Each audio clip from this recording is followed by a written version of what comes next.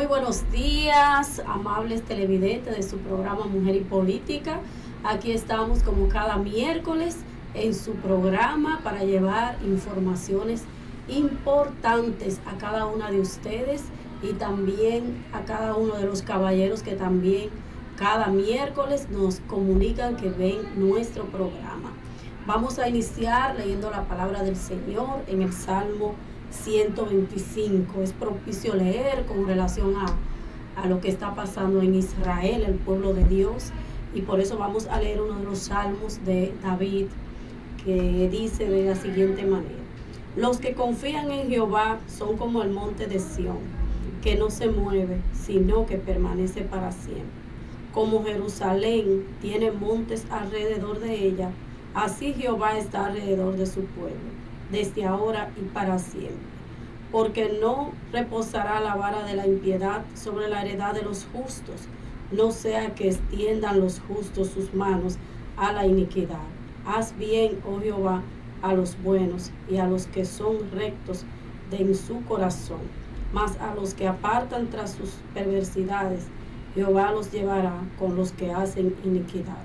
Paz sea a Israel. Dios le bendiga, agradecer a Dios cada día que nos permite estar aquí, cada miércoles, y que también cada día nos sostiene, nos guarda, nos guía y nos da la sabiduría para cada día poder seguir resistiendo, ¿verdad?, a todo el sistema que tiene el mundo en estos momentos. Lo que tenemos que seguir confiando en el Señor, confiando en Dios, y que Él siempre tiene el control y que sobre toda cosa tiene un propósito. Así que Dios le bendiga y buenos días. Damos de una vez la bienvenida a nuestra querida Ana Julia Pérez Feble, nuestra compañera de su programa Mujer y Política, el cual ella estará dándole las informaciones de todo lo que vamos a hacer en este mes, y también estará presentando nuestra primera invitada del día de hoy. Ana Julia.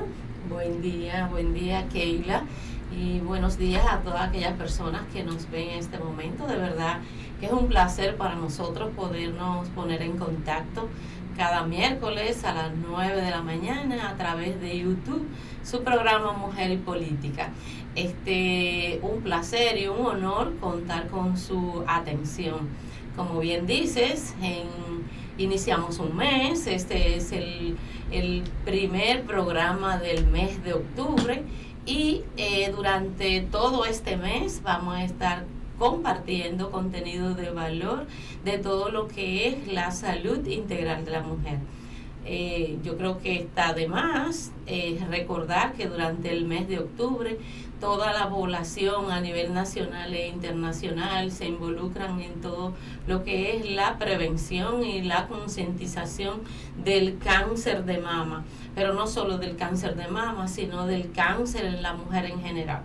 En este sentido, en el día de hoy vamos a iniciar una serie de programas, muchos eventos, además del programa que se transmite Mujer y Política, también a través de otros escenarios, pero durante todo este mes, en este programa Mujer y Política, vamos a estar hablando de la salud integral de la mujer. ¿Qué tenemos que hacer como mujeres para prevenir el cáncer de cervix? ¿Qué tenemos que hacer para prevenir y detectar a tiempo, más que prevenir, el cáncer de mama? Y también al final del mes vamos a estar hablando de qué tiene que hacer la mujer para seguir viviendo y disfrutando la vida a pesar de tener un cáncer de mama, un cáncer cervical. En el día de hoy tenemos el honor de la presencia de nuestra querida doctora Carmen Díaz, a quien le damos la bienvenida.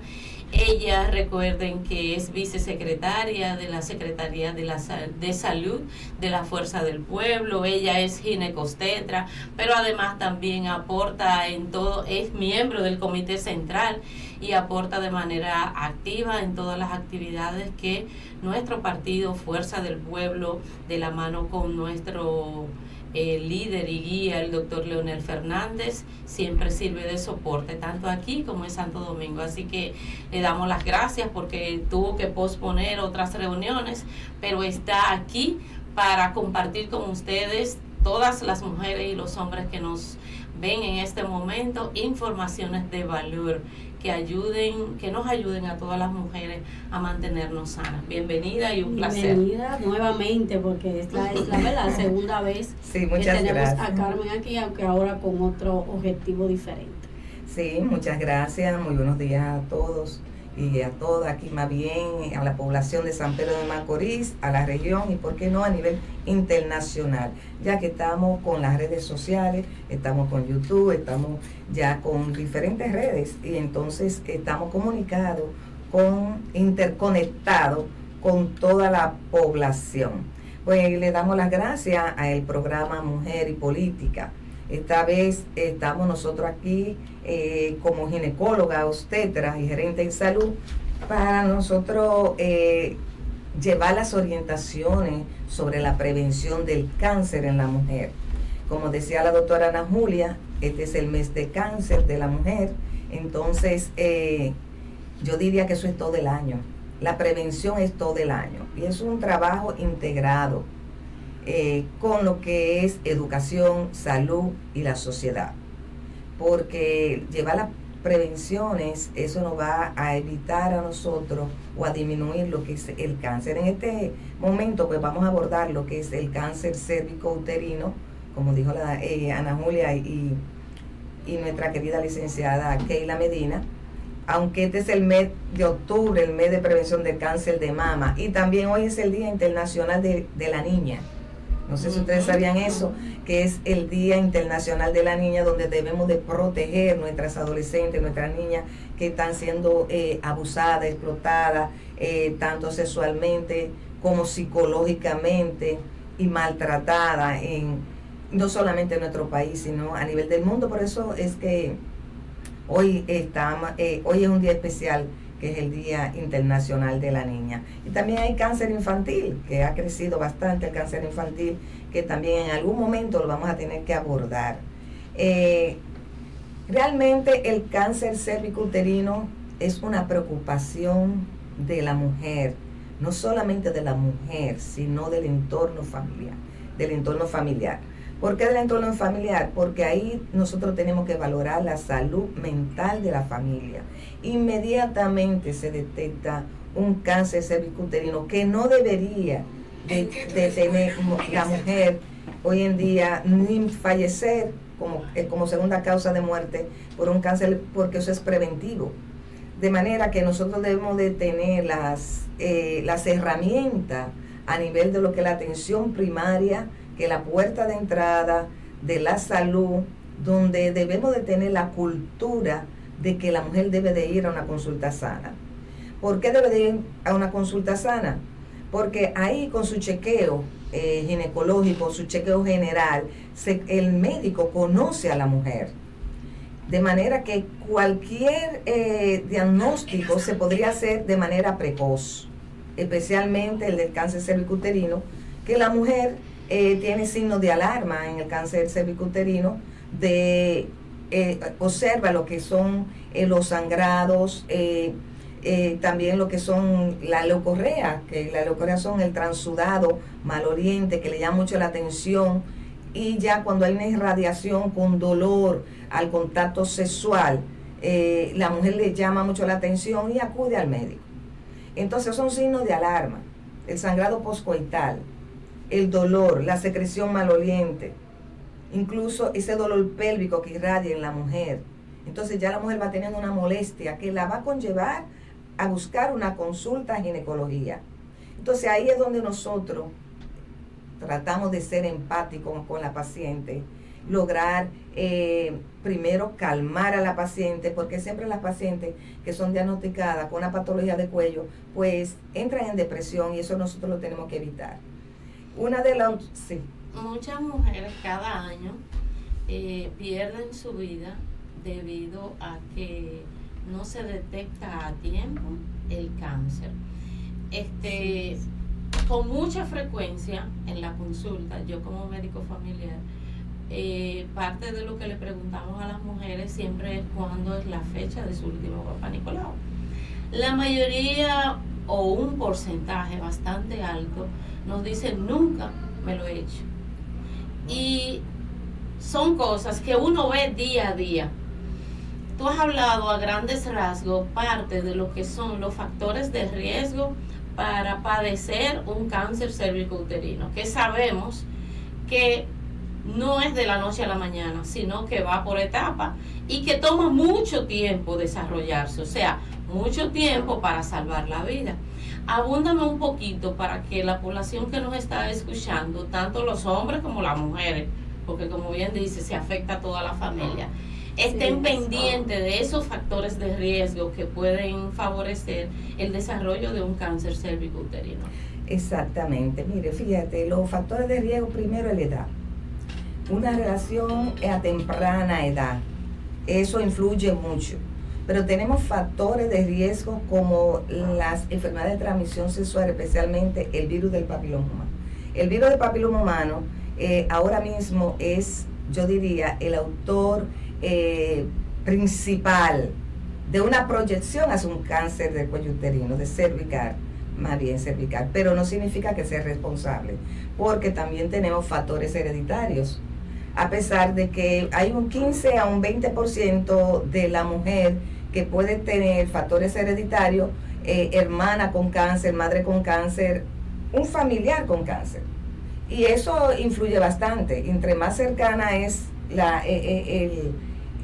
por ejemplo, la hermana, pues más probabilidad hay de padecer un cáncer, igual que lo de la madre. Pero la promiscuidad es otro factor predisponente a adquirir enfermedades, especialmente el virus de papiloma humano.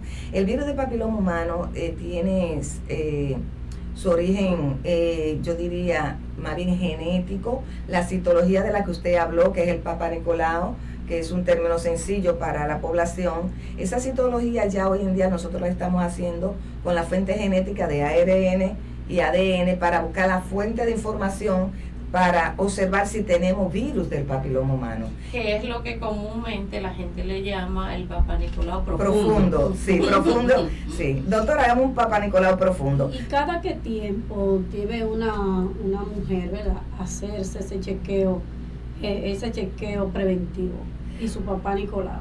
Bueno, por lo regular, lo ideal en nuestro país es que la mujer acuda a una consulta sana para hacerse su primer chequeo de la citología del Papa Nicolau una vez al año. Si este es negativo, pues entonces ella podría hacérselo una vez cada 2 años. Pero eso va a depender de los factores de riesgo. Si tenemos una paciente que ya ha tenido patología de cuello cervical, entonces esa paciente debe de hacerse un seguimiento cada 6 meses, una citología. Pero realmente la citología, para que ustedes puedan entender un poco la población, no es que te va a detectar todo lo que es un cáncer cervicuterino.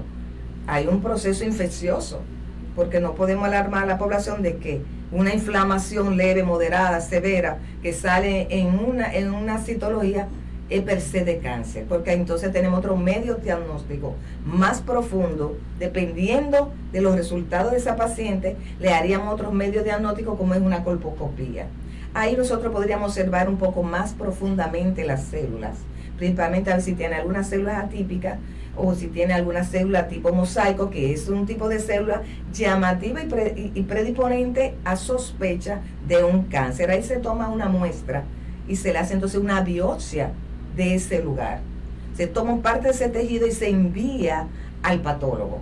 El patólogo en sí es quien nos va a decir a nosotros histológicamente si tiene o no una enfermedad maligna o es benigna. Entonces el patólogo nos arroja ese diagnóstico. Entonces ya dependiendo de ese diagnóstico vienen los manejos, porque hay manejos conservadores como también hay manejos ya más radicales. Porque, por ejemplo, usted puede tener un cáncer in situ que se está iniciando, llegó de una manera temprana el cáncer in situ, y ella con un simple manejo conservador, si la mujer es joven, no ha tenido sus hijos, pues entonces se le hace lo que son conizaciones, porque ahí se conserva su matriz, solamente se trabaja el cuello y la lesión que esté, se hace un cono biopsia en el momento que le sirve de diagnóstico y tratamiento a la vez. Pero si ya tenemos un cáncer ya que ha invadido todo lo que es, tiene ya metástasis, es lo que conoce la población de que, bueno, doctora, pues ya se ha llegado a una etapa que tiene invasiones a órganos, entonces ya ahí viene lo que es la quimio y la radioterapia. Pero en algunos casos son radioterapia, otros no necesita quimioterapia. Pero no podemos alarmar la población por esto, o sea, porque todo tiene un manejo. En ese sentido, a mí siempre me ha llamado la atención que las personas cuando le dicen, fulana tiene un cáncer, pero tiene metástasis, es que se dice, ¿verdad? Sí, la metástasis. Ya la persona piensa que ya es, que no hay solución, que ya lo único que hay que esperar es la muerte. En ese sentido, cuando una paciente, ¿verdad?, se hace su papá Nicolau, se hace todos sus estudios y arroja, después de todos los estudios, que tiene un cáncer, pero que ya ese cáncer tiene metástasis, ¿cuál es el procedimiento a seguir?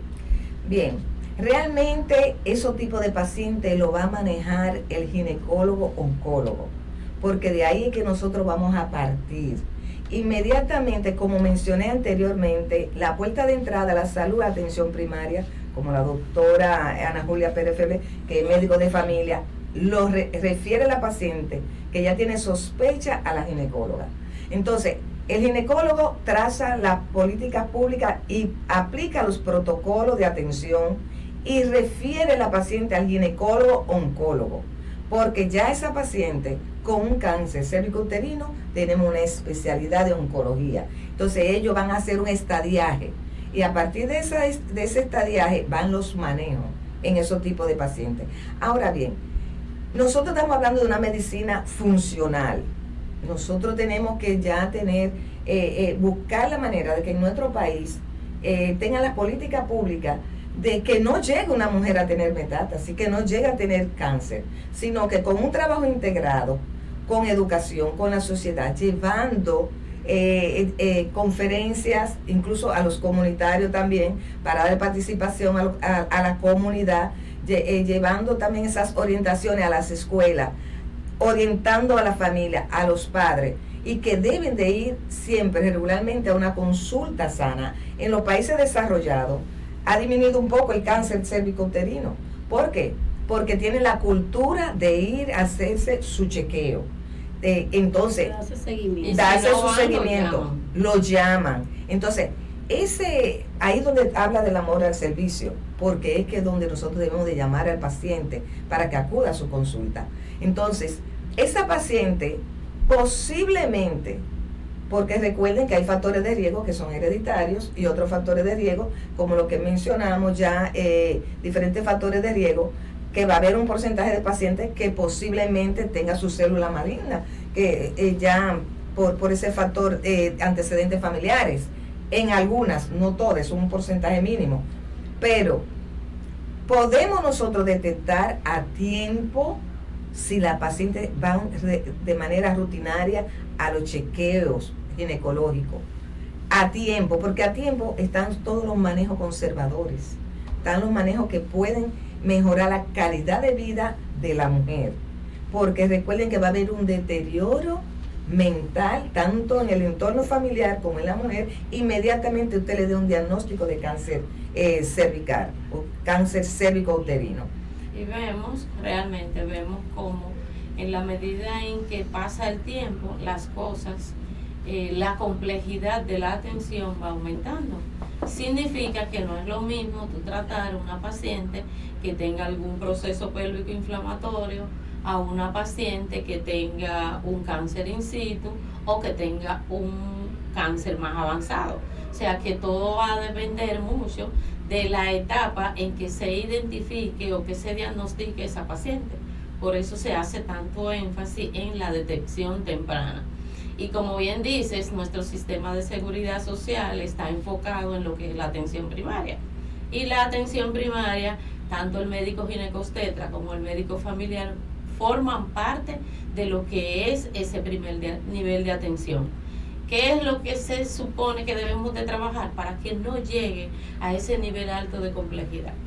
En este momento me gustaría derribar algunos mitos con relación al Papá Nicolau, porque día a día trabajo con pacientes y hay algunas que me dicen, me da miedo hacerme el Papá Nicolau, me duele hacerme el Papá Nicolau, siempre me he hecho mi Papá Nicolau, sale negativo y al final tengo un cáncer, un cáncer de cervix. ¿Qué tú le dirías a ese tipo de pacientes, esas pacientes, probablemente las mías y las tuyas, que nos están viendo en este momento? Bueno, realmente no hay que tener miedo, no hay que tener miedo. Fíjate que en el trabajo integral, en lo ideal, una cosa es lo ideal y otra cosa es lo real. El trabajo integral está incluida lo que son las psicólogas principalmente clínicas y las terapéuticas. Fíjate que no solamente para dar una noticia de que usted tiene un cáncer cervical, podemos también incluir, por ejemplo, un VIH, un virus del papiloma. Ellas no van a saber manejar eso porque entran en depresión. Entonces, ya en los últimos años se está manejando también de manera integral de que hay un departamento de consejería que siempre los pacientes en esa consulta que va al hospital, siempre después de tener la puerta de entrada de atención primaria, debe de ir siempre a una consulta de psicología. ¿Por qué? Porque ella va a recibir resultados y muchas veces consejería quien da esos tipos de resultados. ¿Para qué? Para poderle también ir en el trayecto de la paciente, ir conversando, dándole la terapia a la paciente para que ella pueda sobrellevar ese tipo de noticia. Ahora bien, el arte del médico está en saber ser empático con su paciente. El amor al servicio es fundamental en la carrera de medicina. Usted tiene que conversar con su paciente. Usted tiene que irradiarle la confianza a la paciente.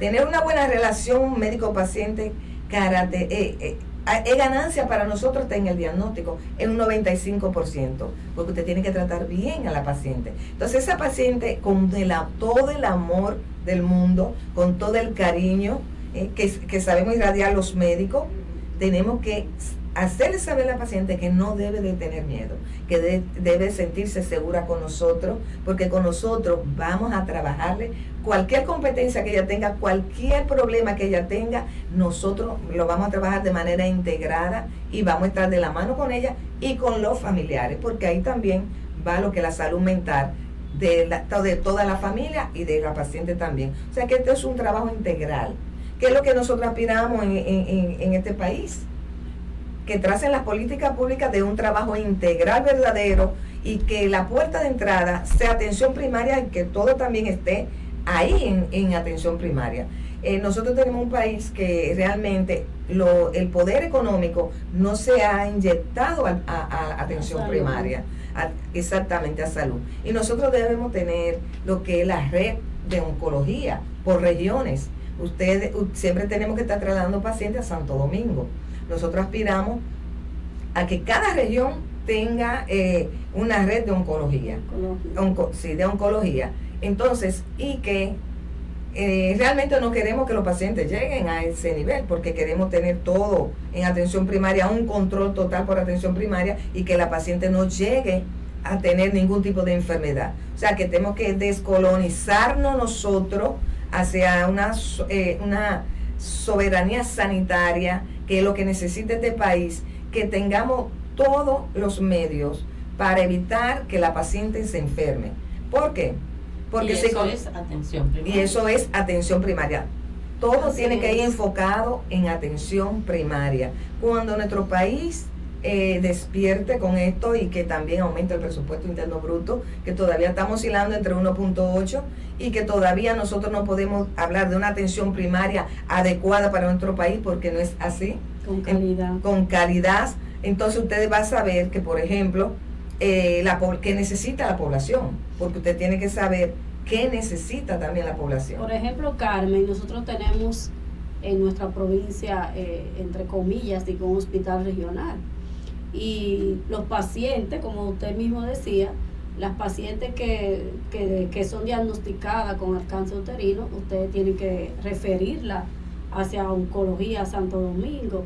Y muchas veces esas mujeres pasan de todo, porque tienen que trabajar no solamente psicológicamente para aceptar su condición de salud y que puedan aceptar su tratamiento, sino que tienen que levantarse de madrugada para salir a Santo Domingo a las 3, a las 4 de la mañana para poder encontrar un turno que le puedan asistir allá, y pasan muchísimas vicisitudes, no solamente las mujeres, porque por ejemplo yo, que tuve 3 años bregando con mi papá con un cáncer de páncreas, tenía que levantarme a las 3 de la mañana para salir a Santo Domingo cada 15 días, y eso era, y muchas veces semanal, y es muy tedioso, y por lo menos uno que tenía la facilidad de que tenía un vehículo propio y podía solamente pasar a recogerlo y llevarlo, pero imagínense todas esas mujeres de escasos recursos.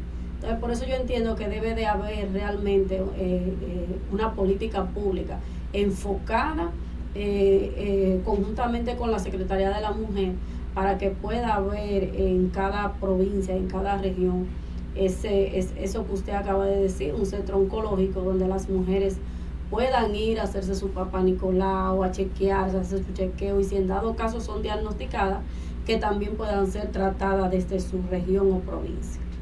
Eso es así. Fíjate, también tenemos un gran problema, que son con los medicamentos de alto costo, y la poca asequibilidad del paciente a adquirir o estar en los programas para poder adquirir esos tipos de medicamentos, ya sea también en cáncer de mama, en cualquier tipo de cáncer. Nosotros realmente, el país necesita un cambio completo, pensar en la soberanía sanitaria. Nosotros tenemos que también buscar la manera de que esa política pública que sea a favor del pueblo dominicano beneficien a nuestra región. Por ejemplo, la región del este necesita una red de oncología. Nosotros observamos que, por ejemplo, en un hospital, por ejemplo, de tercer nivel, apenas tenemos un oncólogo que no es de San Pedro de Macorís, que se traslada de Santo Domingo. Y también ahí donde nosotros incursionamos con las universidades y las residencias médicas, donde también nosotros hicimos una propuesta de que los médicos que van a concursar por X especialidad deben de quedarse en su pueblo.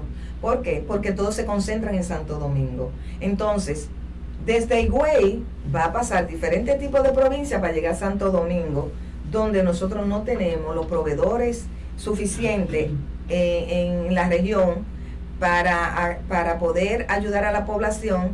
Entonces, eso es una problemática que tiene nuestro país, que se debe de tomar en cuenta a la hora de hacer un concurso médico. El doctor Ramón Alvarado, que es el titular de la Secretaría de Salud de nuestro partido, La Fuerza del Pueblo, tiene propuestas que ha llevado a nivel nacional e internacional de gobierno de la Fuerza del Pueblo, donde uno de esos renglones es la educación, el programa de las residencias médicas, donde él lleva una propuesta de que el médico que aspire a una especialidad, hay que cuestionar el médico. Tiene que hacer, si usted es San Pedro de Macorís y usted aspira a hacer oncología, por ejemplo, usted tiene que saber que usted va a trabajar en su pueblo, en San Pedro de Macorís, que cada médico esté en su provincia. ¿Por qué? Porque vamos a evitar la deficiencia de proveedores de salud en las regiones y la sobrepoblación de proveedores en Santo Domingo, porque casi todos se quedan en Santo Domingo. Entonces, uno solo para la región entera, incluso para un tercer nivel, es insuficiente. Entonces, nosotros en ese tenor, en cuanto a la educación se refiere a las residencias médicas, sea cardiología, sea oftalmología, tiene otorrino, hay que ver cuáles son las residencias, las especialidades que se necesitan en el país y que deben los concursantes concursar para su propio pueblo. Y así podemos garantizar la calidad de la salud de la mujer en nuestro pueblo de San Pedro de Macorís o la República Dominicana. En este momento vamos a ir a una pausa.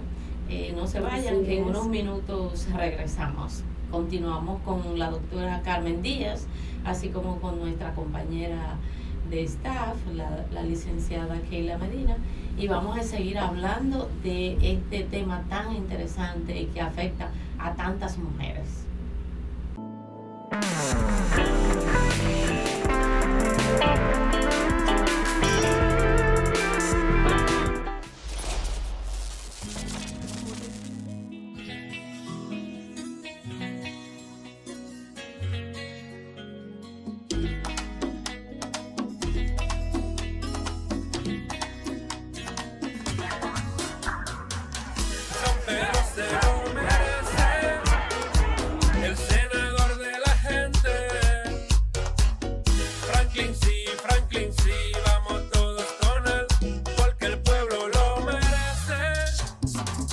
Él no traiciona a su pueblo, siempre está pendiente de lo demás. Si quieres ayuda, si quieres apoyo, con él tú lo puedes lograr.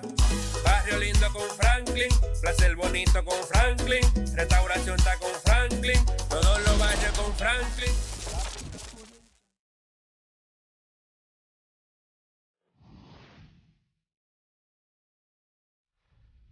Nuestro programa de gobierno contempla el mejoramiento del sistema hospitalario a través de inversiones en infraestructura y tecnología para hacer más eficiente el servicio de salud. Hay que impulsar un crecimiento en la inversión del sistema público de salud. Hay que impulsar la atención primaria, construyendo en cada municipio una unidad de servicios para prevenir enfermedades.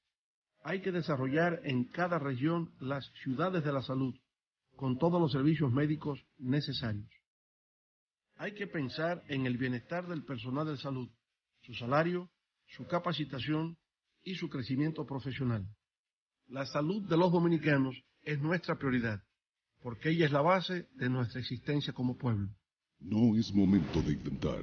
Leonel Presidente, el camino seguro.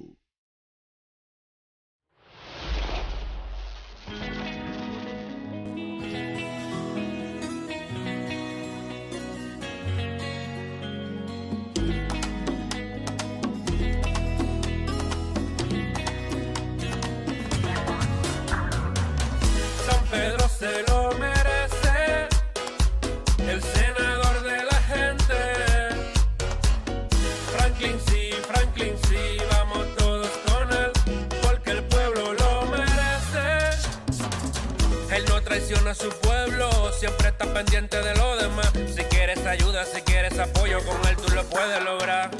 Barrio lindo con Franklin, placer bonito con Franklin, restauración está con Franklin, todos los barrios con Franklin, La Punta está con Franklin, Villa Faro con Franklin, Porvenir está con Franklin.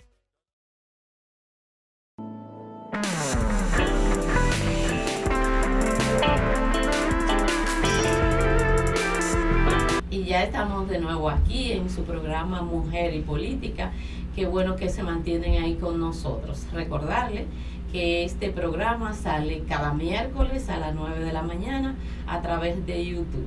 Hicimos una pausa, pero retornamos. Estamos hablando con la doctora Carmen Díaz, ginecobstetra, miembro de la Dirección Central y además también vicesecretaria de Salud de la Fuerza del Pueblo.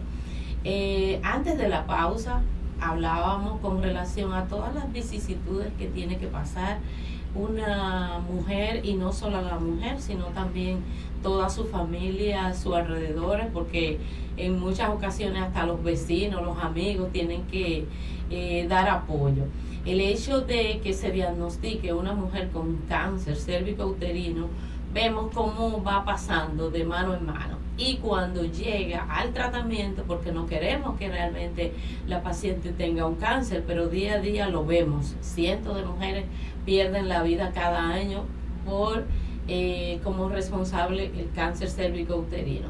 Entonces, cuando se llega a ese caso, se ha diagnosticado cáncer cérvico-uterino. ¿Qué es lo primero que la paciente piensa? Muerte, que no siempre es así. Y lo otro es económico. ¿De dónde voy yo a sacar tanto dinero?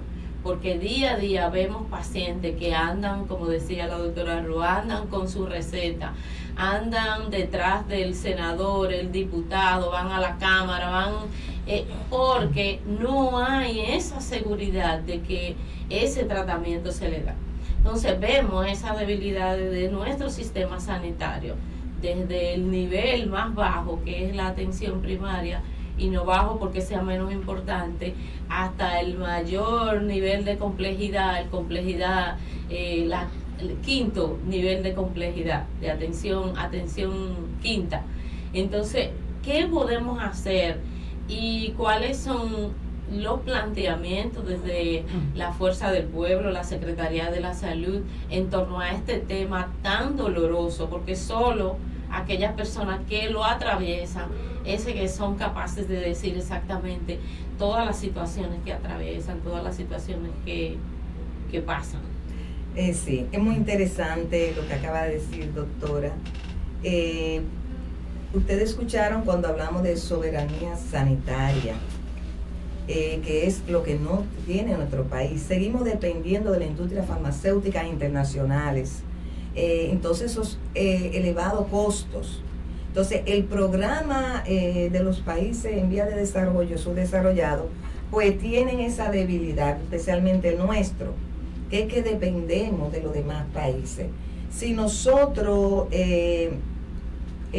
tenemos que incursionar primero en lo que es el mundo de la investigación, cuando hablamos de soberanía sanitaria, nosotros tenemos que crear laboratorios para trabajar las materias primas, porque nosotros no podemos seguir dependiendo de los países internacionales, porque es que se queda más del 40% sin los medicamentos de alto costo, porque no hay casi medicamentos de alto costo. Incluso el año pasado, pues, se había referido de que había una gran cantidad de pacientes que quedaron fuera del programa. El Estado es el responsable, el Estado dominicano y la seguridad social, de suplir los medicamentos de alto costo a los pacientes. Cuando se habla de una soberanía sanitaria y hablamos de lo que es la economía política en salud, nosotros tenemos que crecer como país. Nosotros tenemos que incursionar en la investigación. Nosotros estamos con un país que no investiga, que no crea las condiciones. Nosotros tenemos que crear los laboratorios, mediante, claro está, levantamiento de investigaciones, trabajar con materia prima, producir nosotros como país. Y recuerden que nos puso en evidencia el COVID, que no estuvimos preparados, que dependíamos de los países internacionales, sobre todo las vacunas. Nosotros no hacemos vacunas. Entonces, nosotros tenemos que crear laboratorios. Entonces, como nosotros estamos en este tipo de condición y que no vemos el avance en el país sobre una soberanía sanitaria, entonces nosotros tenemos que buscar la manera de que ese conflicto entre, por ejemplo, ARS, empresas privadas, que son las que realmente se enriquece, ese capitalismo que hay, tenemos que buscar la manera de que el Estado sea el responsable y que no exista tampoco lo que es la salud privada ni la pública. Es simplemente salud. Como nosotros estábamos antes de irnos a la pausa, hablando de que los pacientes deben de salir con sus medicamentos en las manos una vez que son diagnosticados. Deben tener esos medicamentos, por ejemplo, como en Estados Unidos. Usted va a una farmacia y esos medicamentos están a su nombre, esos medicamentos ya le suplen y tienen los programas los programas para esos tipos de pacientes de alto costo con facilidad. ¿Por qué nosotros no podemos hacerlo? ¿Por qué no dar el paso de la soberanía sanitaria? Entonces, perdón, doctora, y con una seguridad social que la mayoría de los medicamentos de alto costo no lo cubren. No lo cubre. Tampoco las ARS, las aseguradoras privadas. Porque realmente el patito feo de nuestro sistema sanitario es justamente los cánceres, las enfermedades catastróficas. Nadie quiere asumir esta parte que es la que realmente consume. Entonces, pero por eso que se dice, la salud, el garante de la salud es el Estado. Eso es algo que no se le debe de poner a nadie en las manos. El garante, según nuestra Constitución, lo define. El Estado es el garante. Y qué bueno, per cápita te toque, a las ARS le toque dinero por cada afiliado. Pero en el momento en que ese afiliado es afectado por una enfermedad catastrófica, por ejemplo, como es el cáncer, ninguna quiere responder. Y en días pasados vimos también declaraciones del Departamento de Alto Costo, que también decía que había que buscar quién asumiera, porque sabemos que el Estado subvenciona todo lo que son los medicamentos de alto costo, pero llegar a esa parte realmente es una turbulencia, es desastroso, todo es un calvario, por así decirlo, todo lo que tienen que pasar los pacientes, y en muchas ocasiones es de su propio bolsillo, En cuántas ocasiones, por ejemplo, no hemos visto gente que tiene que hacer un telemaratón, tiene que hacer una recolecta, tiene que hacer una rifa para poder darse sus medicamentos, ese deseo de vivir que la gente y tiene. muchas veces, doctora, yo lo puedo decir por experiencia, el seguro contributivo, por ejemplo, que hay un seguro subsidiado, hay un seguro contributivo que es SENASA, tiene un límite. Por ejemplo, cuando te llega, por ejemplo, al límite del millón, que es lo más que tiene el seguro contributivo, a partir de ahí ya el paciente tiene que empezar a pagar sus ingresos y a pagar todo lo que tiene que ver con sus estudios y medicamentos. O sea que realmente nosotros necesitamos políticas públicas en el área de salud que realmente venga a solucionar la situación con lo que tiene que ver con las enfermedades de alto costo. Ahorita mencionaba con relación a las vacunas, y me gustaría que retomáramos ese tema con relación a las vacunas del virus del papiloma humano, que como bien decías es el principal sospechoso de la incidencia de cáncer cérvico-uterino. Sí, ya en los últimos años se ha demostrado que ha estado presente en un gran porcentaje del cáncer, no solamente cervical ni cérvico-uterino. El papiloma humano incursiona en cualquier área genital de la mujer. Sí, hay vacunas para la medida preventiva. Actualmente se están vacunando las niñas de 9 a 14 años en algunos hospitales públicos.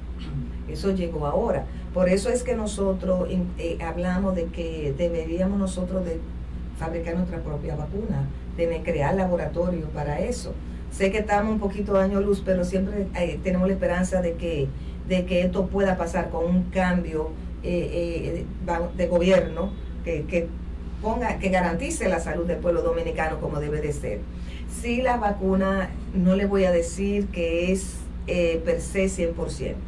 ¿Quiénes se pueden vacunar? ¿Quiénes no se pueden vacunar?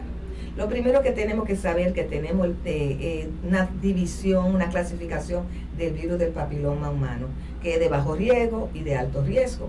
Este tipo de vacuna pues va a cubrir lo de alto riesgo, especialmente dos cepas principales, que la 16 y la 18. Esas cepas que son altamente potenciales en multiplicación de células anormales malignas, ya con una medida preventiva podría ayudar un poco a la aparición del HPV. La población puede vacunarse.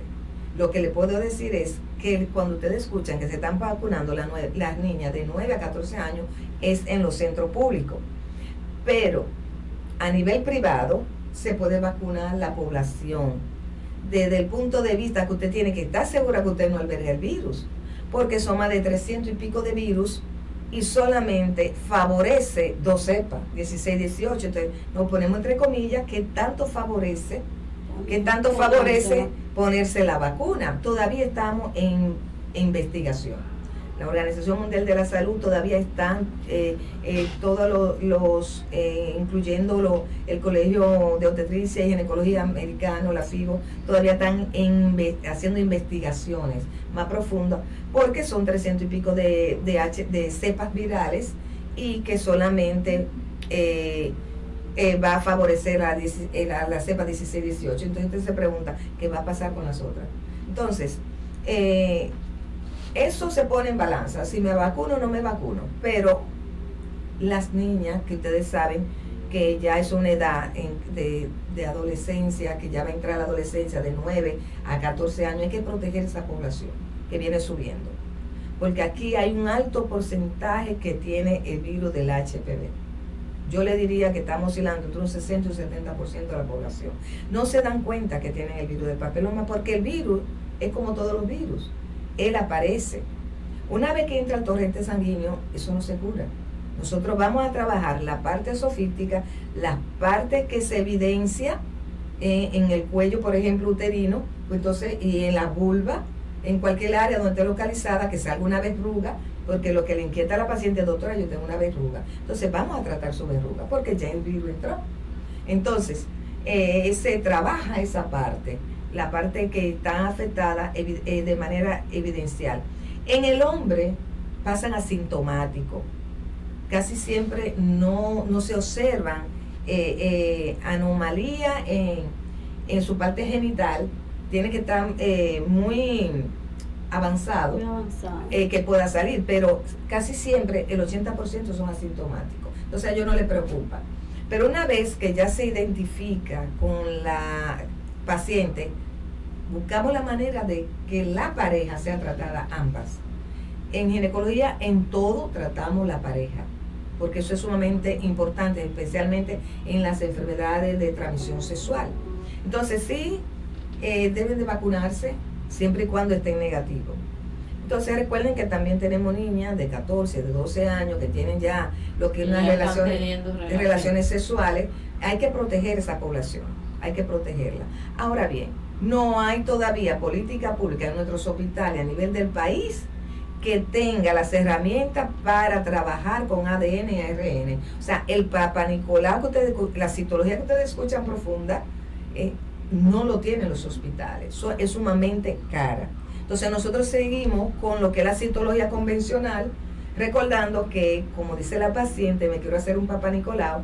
Papa Nicolau es un apellido de un ginecotetra que, con una técnica muy sencilla y de muy bajo costo, por eso sale gratuito en los hospitales, realiza con un transudado cervical y vaginal en un simplemente portoobjeto, y con un microscopio ya fijado la muestra va a observar los procesos infecciosos, los procesos inflamatorios. No siendo así la célula coloidocítica, no va a poder alcanzar a identificar el virus del papiloma humano. Sí puede tener inflamaciones leves, moderadas, severas, intensas, y pueden lograr observar también lo que es la neoplasia intraepitelial cervical sin virus, sin HPV. O sea que hay unas ciertas clasificaciones que traen las citologías, que se trabaja con ellas en los hospitales, pero lo ideal es que en un futuro tengan las políticas públicas de los hospitales, adquirir las herramientas necesarias para identificar el virus del papiloma humano, tipificar el virus, cómo se llama, la clasificación, porque nada más no es tomar la muestra, ella va a traer nombres, cantidad de cepas virales, la vamos a clasificar en alto riesgo, bajo riesgo, pero la de alto riesgo, ¿cómo se llaman? 16, 18, 9, 45, ¿cómo se llaman esas cepas virales? Y la de bajo riesgo, que son como 300 o 400, entonces ellos nos arrojan esos datos. Esos datos es porque se está trabajando con una fuente genética que es el ADN. Entonces, eso nos da ese tipo de información. Y otro tipo de información más allá, que identifica otro tipo de variante que uno necesita saber. Por ejemplo, puede hasta identificar hasta una clamidia, puede identificar otra cosa y puede hacer sospecha de neoplasias intraepiteliales también, sospecha. Ahora bien, en varias ocasiones me ha correspondido ver pacientes que llegan al consultorio llorando, o que uno la encuentra en los pasillos llorando por un resultado de un Papa Nicolau que dice metaplasia escamosa. Cuénteme a ver. Esas son cambios de células. Esas son cambios de células. La gente busca en el internet, sí. La gente en páginas que no siempre son avanzadas, y la gente que no siempre son reales, se hace una idea de lo que son las cosas y leen los resultados. Dice metaplasia escamosa.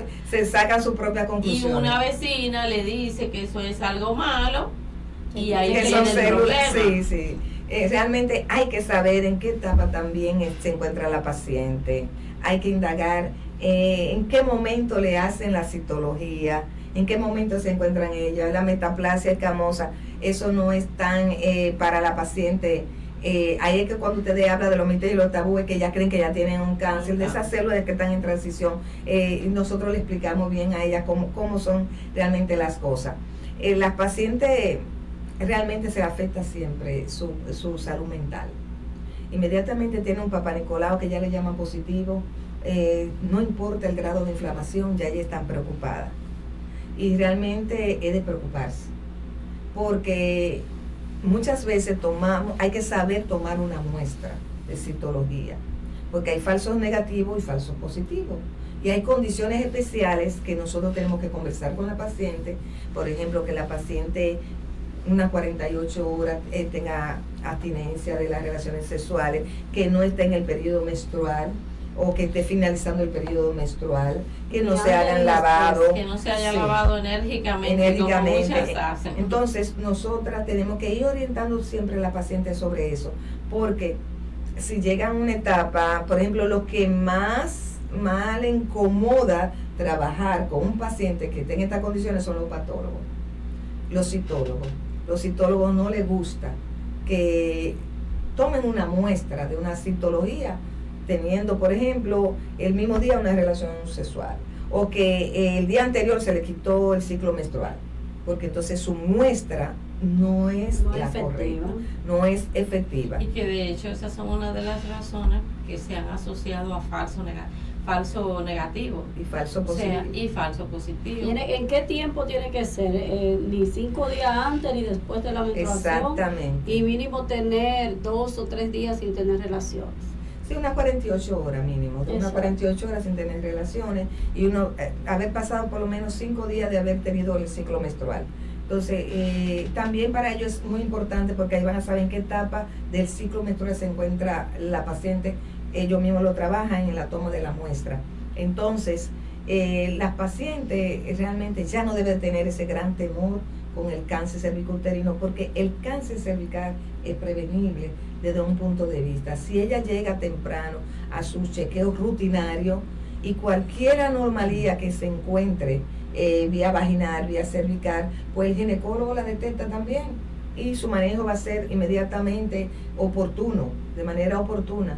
Entonces, la mujer no debe llegar a esa etapa. Ahora, un buen interrogatorio, una buena calidad de la atención ginecológica, una buena historia clínica, que usted recoja todos los antecedentes que tenga la paciente, todas sus condiciones o patologías que tenía anteriormente, debe tener el médico esa información. Los antecedentes familiares es muy importante, hay que detenerse, hay que preguntar de cuáles patologías han tenido la familia hereditaria, sobre todo cáncer, no importa el lugar del cuerpo, el género tampoco, si hay cáncer en la familia, pero eso es un porcentaje muy mínimo que también, aunque es un factor predisponente, un factor de riesgo para la mujer, y mucho más para ese tipo de mujeres se le va a dar un seguimiento más cerca que aquella que no tiene factores de riesgo, ni hereditario, y que no tenga factores de riesgo tampoco desde el punto de vista de la GTS, del virus del papiloma, y una serie de factores de riesgo que tiene la mujer que son predisponentes en un futuro de padecer cualquier patología de cuello, incluyendo el cáncer cervicouterino. Por eso es que es tan importante preguntarle a nuestra familia de que han fallecido. Ok, no tengo abuelo, no tengo papá, no tengo mamá, pero identificar cuáles son esos factores genéticos que pudieran hacernos nosotros más propensos a desarrollar un cáncer en cualquier sitio, por así decir, como bien dices. Si mi papá murió de cáncer de próstata, o mi mamá o mi tía de cáncer de mama, tengo genéticamente una mayor predisposición. En ese sentido, entonces uno evalúa cuáles son aquellos factores que son modificables y cuáles son aquellos factores que no son modificables, y uno así puede, no es preocuparse, como yo digo, no es preocuparse, sino ocuparse de nuestra salud. La prevención. Porque si cualquiera en la familia se enferma, pues la familia completa se va a enfermar. Pero en el caso de nosotras las mujeres sabemos que la afección en el sistema familiar es mucho peor. ¿Por qué? Por el rol tan importante que cumple la mujer en el seno de la familia. La mujer resuelve muchísimo más cosas. Entonces, ¿qué tenemos que hacer todos en la familia? Cuidar de nuestras mujeres para que todo ese sistema familiar pueda funcionar adecuadamente. Y eso es como, no sé qué es, que a la mujer, a nosotras las mujeres como que nos da tanta brega, ¿verdad? Hacernos el papá Nicolau. Da brega. Por ejemplo, yo tengo la costumbre de cada año que inicia en enero, hacerme todos los estudios. Yo me hago todo. Pero lo que más brega me da es ir a la consulta de ginecología. Sí. Eso es... Yo creo que es el 90% de las mujeres. Mi médico, que es el doctor Smith, tengo muchos años con él, a veces hasta me llama, ¿ver? Pero tú no has venido este año, porque eso como que a nosotras no nos gusta. Y yo fácilmente un día me programo, digo, no, hoy voy para a la consulta y voy a medicina familiar. Y yo le digo, mire, mándeme a hacer todo enero, inicio de año, yo me hago todos mis análisis para yo saber cómo estoy, cómo voy a empezar el inicio de año. Y gracias a Dios, siempre lo que me sale es un poquito de anemia, que eso es toda la vida. Pero, ¿por qué será que a la mujer no nos gusta esa visita con ese médico que es todavía, yo creo, más importante que ir a la consulta familiar? Doctora, licenciada Keila Medina, realmente no solamente somos las mujeres, también los hombres. Los hombres tienen unos mitos y unos tabúes que no quieren ni siquiera ir a urología. Y realmente es una lucha porque tanto ustedes saben que el 1% de los hombres puede tener un cáncer en algún momento. Entonces, y que el cáncer en el hombre es mucho más agresivo que en la mujer, pero es menos frecuente, pero es más agresivo. Y el hombre no va a hacerse su chequeo rutinario. Y entonces eso va tanto para el hombre como para la mujer. Debe de hacerse su chequeo rutinario una vez. Nuestro camarógrafo, nuestro productor no mira porque él sabe que no se ha chequeado. Una vez al año. Ese PCA tiene que hacerse ese PCA. Así como nosotros le hacemos el llamado a la mujer que sea responsable de su cuerpo. Debe de cuidar su cuerpo. Debe hacerse su chequeo general completo a temprana edad. Eso igual cuando nosotros hablamos de menopausia, que hablamos que hay que evitar una osteoporosis, realmente a los 25 años de edad tenemos que tener una densitometría hecha para conocer la basal de cómo está nuestra masa ósea, para prepararnos para esa etapa, que es una etapa hermosa, pero que hay que prepararse. La mujer tiene que ser responsable de su cuerpo, del cuidado de su cuerpo. Debe de hacerse una citología, lo que ellas le llaman sencillamente un Papá Nicolau, por lo menos mínimo un año, si está negativa, y si tiene algunas alteraciones no se preocupe, que para eso estamos los médicos, para eso estamos los ginecólogos, para eso estamos los oncólogos. Entonces nosotros vamos también a cuidar de ella. Entonces debe de asistir a su consulta. La que tengan algunas anormalidades, cada 6 meses se podría hacer. Pero aquella que está negativa en un año y su segundo año negativa, le va a tocar hacerse uno cada 3 años. No es necesario. Pero sus otros chequeos, su seguimiento de su cuerpo, que nada más no es en las áreas genitales, tiene que continuar con sus chequeos generales por completo. Y que nuestro Estado, yo diría nuestro Ministerio de Salud o el Estado Dominicano debe garantizar la calidad de vida de la mujer dominicana, desde todos los puntos de vista, desde todos los puntos de escenario, que debe de poner más atención a la puerta de entrada a la salud, que atención primaria. Ahí es donde nosotros tenemos que estar enfocados, que ese sea nuestro principal enfoque en nuestro país, atención primaria, porque no queremos que se enferme la población. Entonces, para que la población no se enferme, tenemos que dotar de herramientas preventivas para no llegar nunca a los hospitales funcionales. Yo le hablo de hospital funcional porque ya es cuando la persona va con un problema. Entonces, en atención primaria tenemos los pacientes sanos, pero queremos una cultura de pacientes sanos que acudan a atención primaria y que tengan la cantidad de proveedores de salud en esa atención primaria, que es un sistema integrado. La salud integral es lo que necesita nuestro pueblo dominicano. Y ahí es donde tenemos la gran debilidad en este país. Estamos acostumbrados a una salud medicalista, que medicamento y curativa, no a una salud preventiva, que es con el enfoque así que debe de ser. Bueno, ya no están haciendo señas allá atrás. Sí, realmente sí, el tiempo pasado rápido. Sí, agradecer de manera infinita a la doctora Carmen Díaz, excelente profesional. Hoy no ha dejado, ella no ha educado no solamente a nuestras televidentes, sino también a nosotras, ¿verdad? A mí principalmente. Y me ha animado para que ahora en enero yo vaya, la primera que voy a ir es a esa, hacerme mi papá Nicolau. Agradecer detrás de cámara a la doctora Ruth Rivera, que ha estado por ahí, como que vino a acompañar a la doctora Carmen Díaz, pero que el próximo miércoles la vamos a tener aquí con un tema interesante también con lo que tiene que ver con el mes del cáncer. Agradecer siempre a Ismael, ¿verdad?, que está ahí atrás también, que siempre está temprano aquí y atento a cada una de nosotras. Gracias, Ismael, por todas las atenciones. Agradecer a nuestro senador Franklin Peña y futuro y próximo senador por la oportunidad que nos ha dado y el espacio que nos ha dado de estar aquí en su canal para que nosotras podamos transmitir el programa Mujer y Política. Doctora Ana Julia. Bueno, reiterarle las gracias a la doctora, gracias por estar aquí.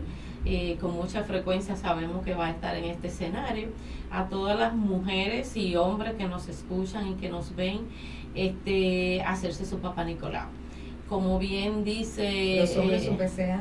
Los hombres su PCA, pero quiero decir los hombres que empujen a las mujeres, los hombres que nos están viendo en este momento, que le digan a sus mujeres, a sus hijas, que vayan y se hagan su papá Nicolau, porque haciéndose su papá Nicolau identificamos con mucho tiempo cualquier alteración, así como también hacer la observación de ir a vacunar nuestras niñas, porque es la herramienta que tenemos, que protege de 2 cepas, pero por lo menos estamos haciendo algo. Y lo otro es claro que es difícil ir a un ginecólogo porque es un abordaje a tu intimidad. Claro que da miedo, pero hay que recordar que es peor tener un cáncer y complicar más la situación, porque mientras más retrasemos ese chequeo preventivo, más se complican las situaciones. Como bien decía la doctora Carmen, chequearse de forma integral, no solo sus genitales, no solo hacerse el papá Nicolau rutinariamente, sino cada año reserve un espacio. Bueno, y ahora estamos en octubre. Hay muchas personas que critican el mes de octubre. Yo entiendo que como quiera hace bien, porque cada vez veo más mujeres que durante el mes de octubre se hacen su papá Nicolau, se hacen su mamografía, su sonografía, su reconocimiento completo. Recuerden que usted, para hacerse un papá Nicolau, puede ir a un médico familiar, como también puede ir a un ginecólogo. O sea, que lo ideal es que usted identifique ese personal de salud que está con el que usted se sienta cómodo, que le va a ayudar a mantenerse sano, que es lo importante. Bueno, de verdad que gracias a ustedes por invitarme. Y nos vemos el próximo miércoles con la doctora Ruth Rivera con un tema interesantísimo también con motivo al mes del cáncer. Así que nos vemos el miércoles y gracias por sintonizar su programa Mujer y Política.